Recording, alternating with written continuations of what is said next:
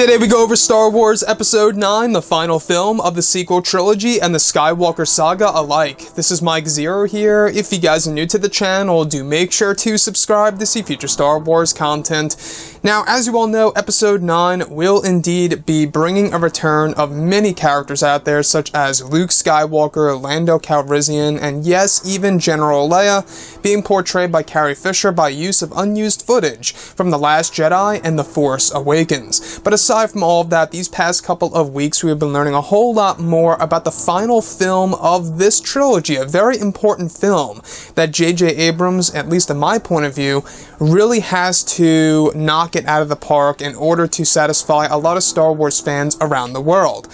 Now, these past couple of weeks, we've been going over all of the different set leaks, the scene descriptions, the concept and storyboard descriptions, etc., one of which has all to do with Rey's potential new lightsaber that is a very familiar one in the Star Wars franchise, one of which consisting of Rey in what appears to be a cave, similar to one that would be on the planet Ahch-To. In front of her is a stone table. On top of it, though obscured, appears to be Luke Skywalker's original green lightsaber from Return of the Jedi. It has a very similar design to Kenobi's lightsaber just before his death. Now, this is the thing here.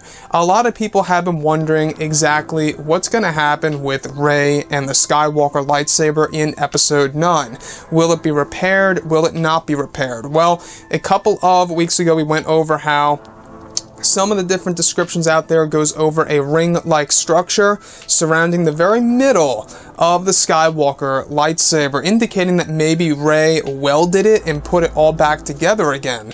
Or maybe she just put it together again as, as for respect to the Skywalker lineage in order to put it somewhere and just leave it be all together in one piece. But as far as Luke Skywalker's green lightsaber goes, if we are going back to Ahch-To, which is the planet and location of the first Jedi Temple, alright, there was a lot of talk a couple of weeks ago that Mark Hamill actually filmed some scenes over in Ireland once again for a very brief moment in time, and that could very well point to us that maybe we are going back to Ahch-To, and that could very well parallel that of Luke Skywalker's journey in the original trilogy, where he goes to Dagobah in The Empire Strikes Back, and then he revisits Dagobah in Return of the Jedi, and actually witnesses the death of Yoda, and is introduced to Obi-Wan Kenobi's Force Ghost once again, revealing the truth that he does indeed have a sister.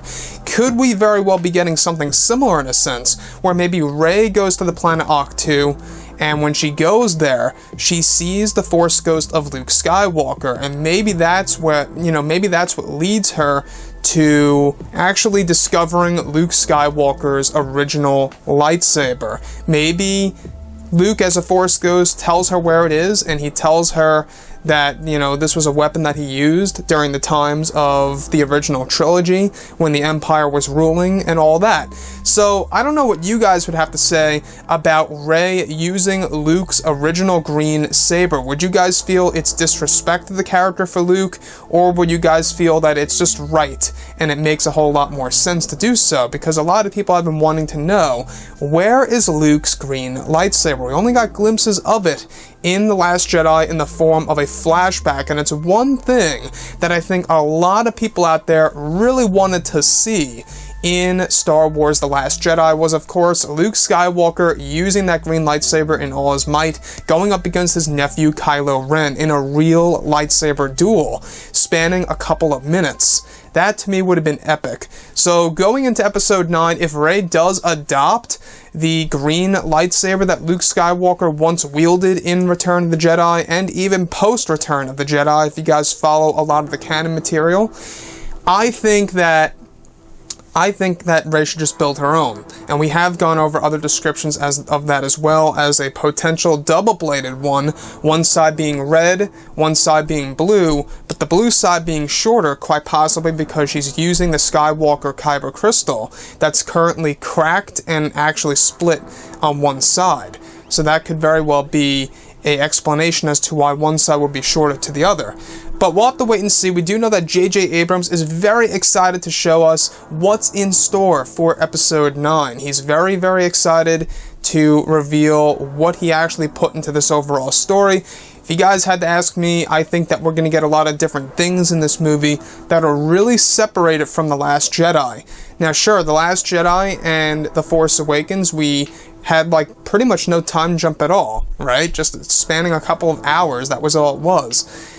But going into episode 9, it's going to be taking years, alright? Taking years after the events of The Last Jedi. But anyways, guys, drop a comment below. Let me know what you think about all of this in the comments. And if you guys did enjoy the content for today, do make sure to drop a thumbs up on this video to support the channel. I thank you all so very much for the kind support, and I'll catch you guys next time.